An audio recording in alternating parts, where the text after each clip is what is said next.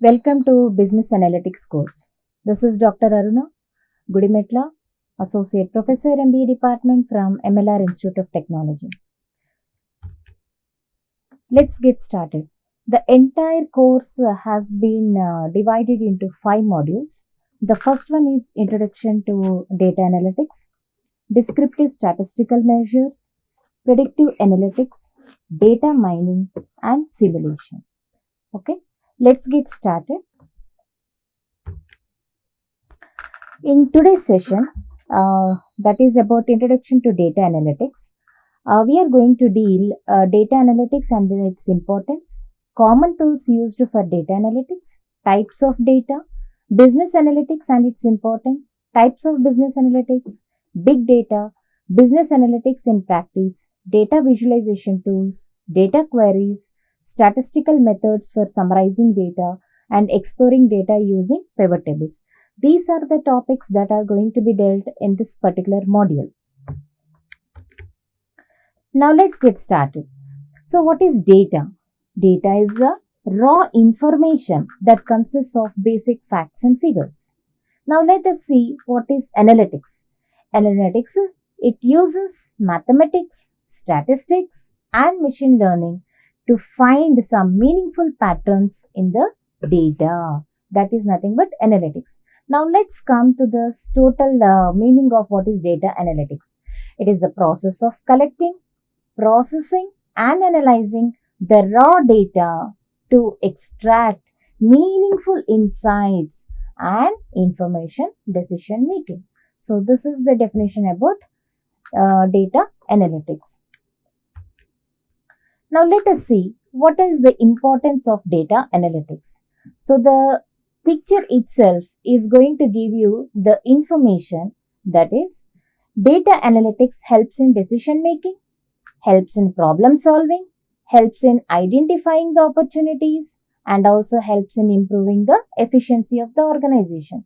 So we'll see how this importance of data analytics is taking place. Now if you look at the first one, that is informed decision making, it empowers the organization to make strategic decisions based on the evidence rather than assumptions. Next, problem solving.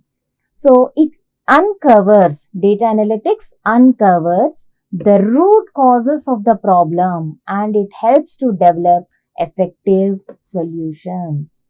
Now looking at the third importance, that is identifying opportunities. Whatever the hidden patterns are there and whatever the trends are there, that can lead to a new opportunities for growth and innovation. Now looking at the fourth one, that is improved performance or improved efficiency. So whatever the key metrics are there, if the organizations understand the key metrics and the customer behavior of the business, they can optimize their processes and increase the efficiency. So these are the importance of data analytics. Now let us explore what are the common tools used for data analytics. Now the first of all is the basic Microsoft Excel. So Microsoft Excel, as everyone is aware of it, it is the widely used spreadsheet software for data manipulation, calculations and visualizations. The second one is SQL, Structured Query Language. So what we are going to do with this? So this is a standard language for which we are managing and querying the data in relational databases. The third and the most important one, which is used by most of the people nowadays, is the third one is the Tableau and Power BI. So this is the leading business intelligence and data visualization tool which is used for creating interactive dashboards and also reports. The next one is Python.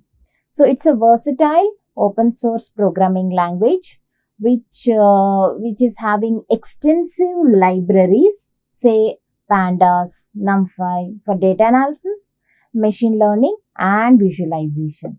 Okay. Next, the last of all is R or R programming or R language. It's an open source language specifically designed for statistical computing, and graphics. So these are the common tools used nowadays for data analytics. Now let's see the types of data, because this topic is very important with respect to business analytics. Now the types of data, basically it is classified into qualitative and quantitative. Okay, qualitative data and quantitative data. Again, this qualitative data is classified into nominal data and ordinal data. And also, if you look at the quantitative data, this quantitative data is classified into discrete data and continuous data. Now, let us have information about what exactly is the qualitative data and quantitative data. Now, qualitative data describes the qualities, characteristics which are often non-numerical. They describe qualities, characteristics, and often non-numerical. Now, as I told you before, this qualitative data is classified into nominal as well as ordinal data. Now, this nominal data is that data which is classified into categories which has no inherent order or ranking. Now, if you take the examples, say eye color, blue color or brown color.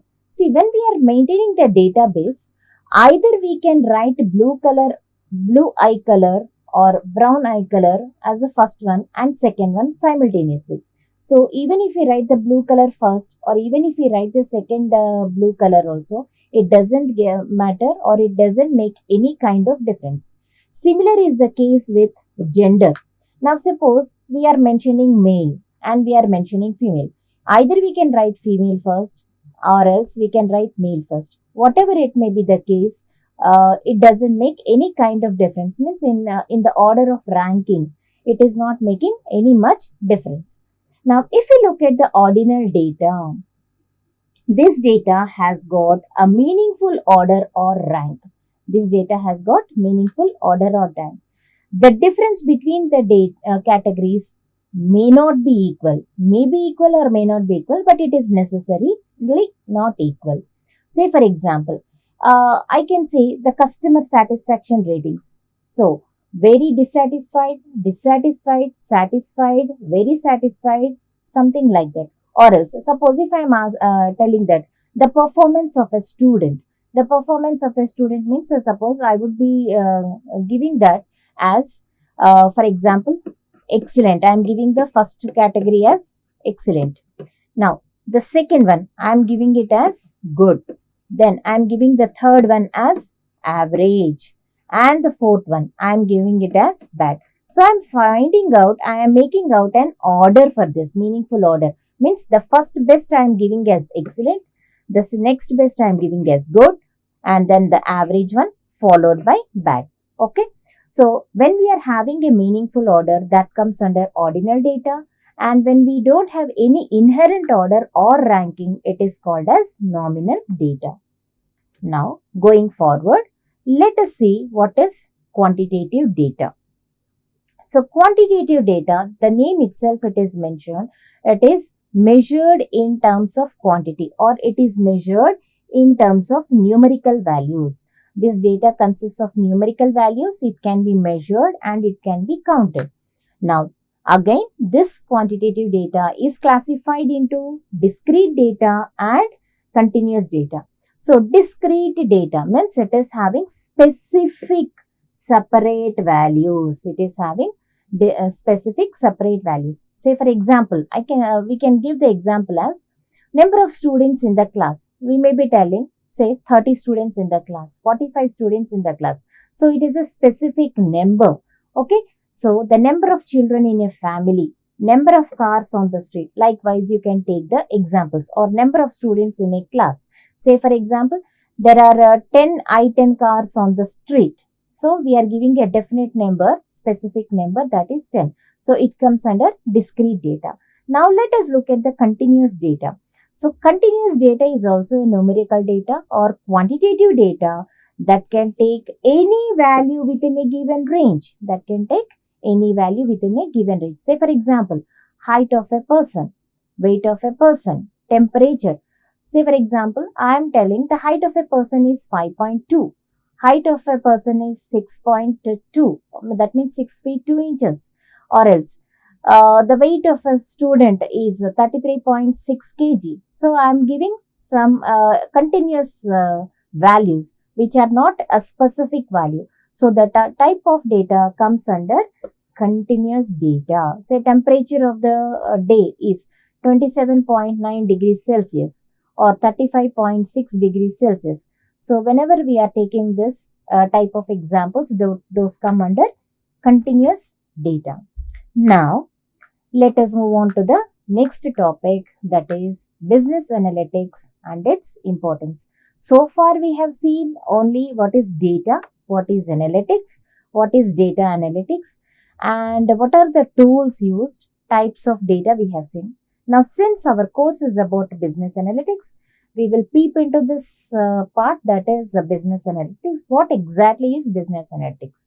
So business analytics is the practice of using data, statistical methods, and quantitative analysis to understand business performance and drive into strategic decisions. Again, I am repeating, it is the practice of using data, statistical methods, quantitative analysis to understand business performance and drive strategic decisions. So what we are doing with this? We are identifying the data, we are forecasting the future outcomes, and we are making informed choices to improve the operations of the organization and also gain competitive advantage. Now let us see what are the key reasons behind the growing importance of business analytics. Now if you can see in the picture, the first one is business analytics helps in informed decision making. The second one is it helps in performance optimization. Third one is competitive advantage, obviously, because the people who use this business analytics, they will have the competitive advantage. Customer insights. Through the data analytics or through business analytics, the organizations will get to know what are the customer requirements.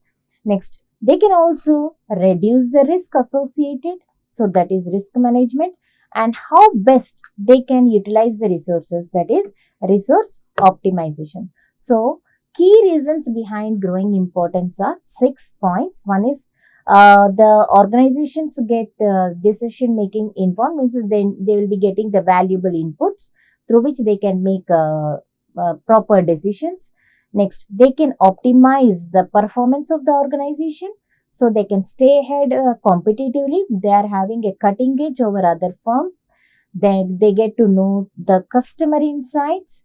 This business analytics also helps to reduce the risk, so helps in risk management. And this analysis or business analytics also helps in resource optimization. Now, the most important part of this business analytics where we are going to use in future is also about, that is in course of time, is about business types of business analytics. Now let us see. From the figure, it is clearly evident that we have 5 types of business analytics. The first one, descriptive analytics. The second one, diagnostic analytics. Third one, predictive analytics. Fourth one, prescriptive analytics. And the fifth one, cognitive analytics.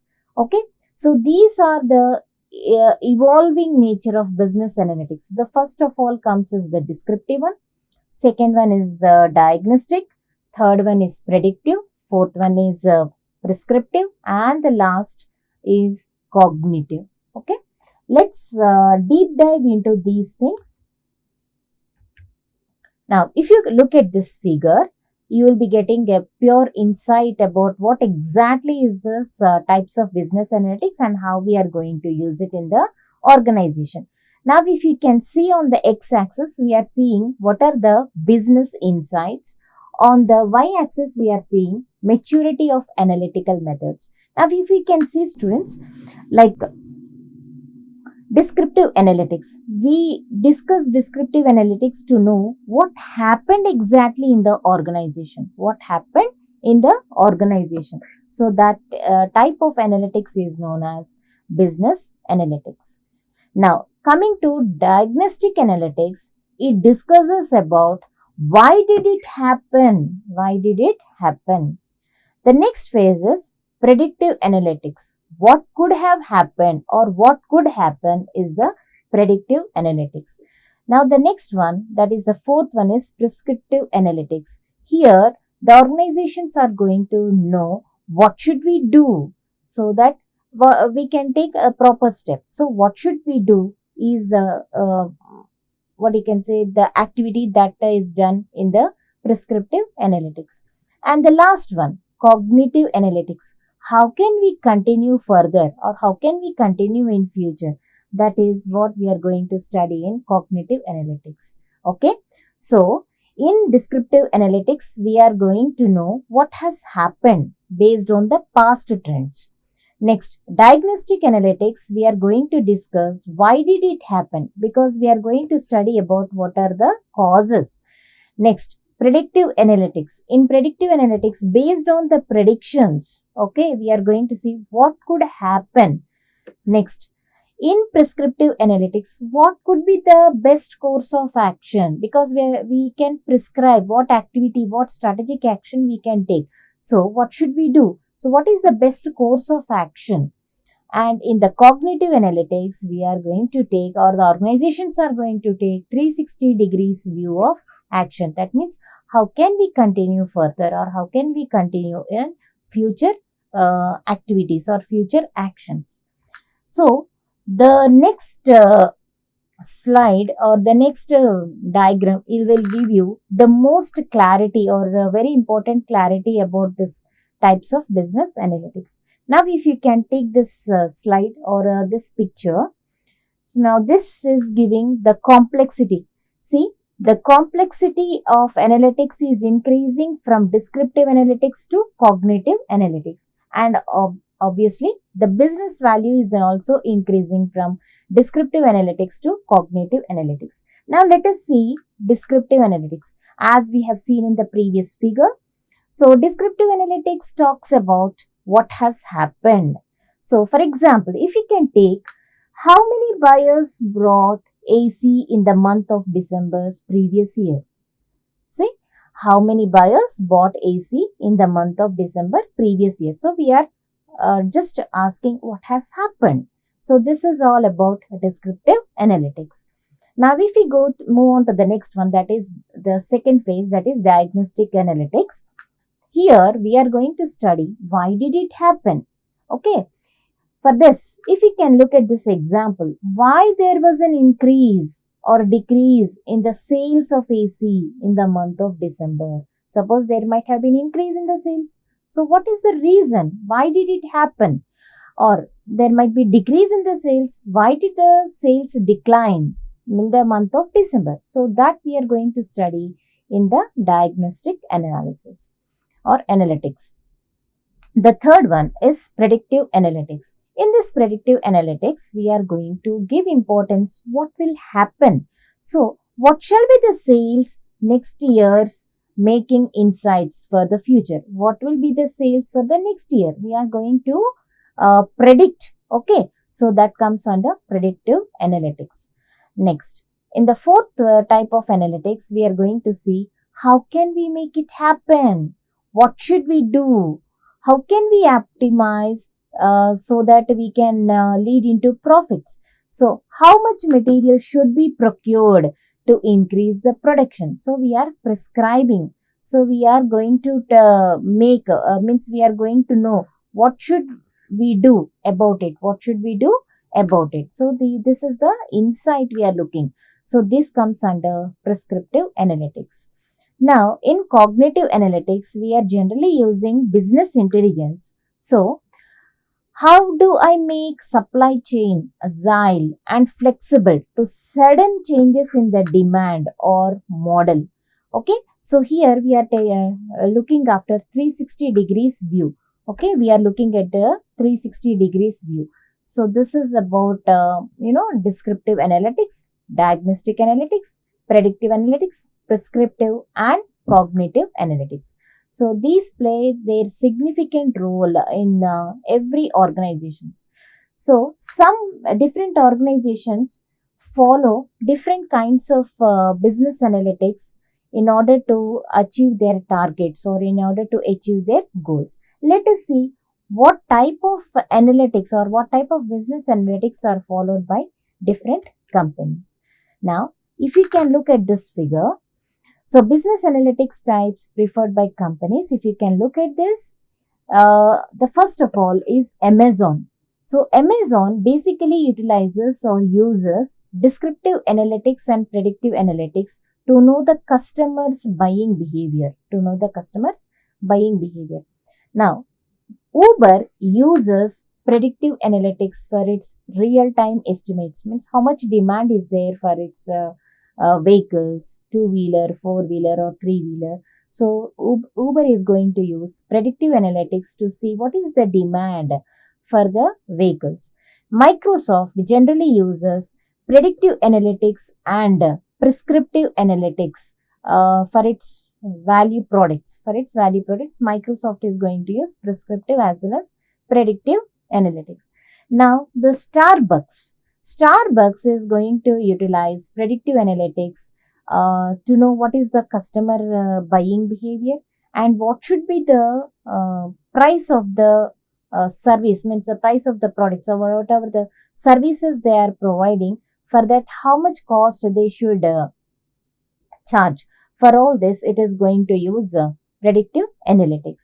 Now, IBM and companies like Microsoft generally use cognitive analytics to enhance further courses or come up with the new technologies and all. So they are generally using cognitive analytics where we would be using business intelligence and all. Hope this is clear. The companies like Amazon would be using descriptive analytics and predictive analytics. Uber is using predictive analytics. Microsoft prescriptive and predictive analytics. Whereas Starbucks generally uses predictive analytics to know the customer's behavior and also to charge the services, whatever the services they are offering, what amount they have to charge. For that also they are going to use predictive analytics. And companies like Microsoft and IBM generally use cognitive analytics. Now, in today's session, we have learned what is data analytics and what is its importance, what are the common tools used for data analytics, the types of data, that is qualitative data, quantitative data, still classified into qualitative data classified into nominal and ordinal, and whereas quantitative data is classified into discrete and continuous.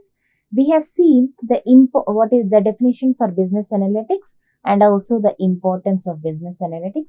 We have also seen the types of business analytics, which are the first one starts with the descriptive analytics, diagnostic analytics, then predictive analytics, prescriptive analytics, and cognitive analytics.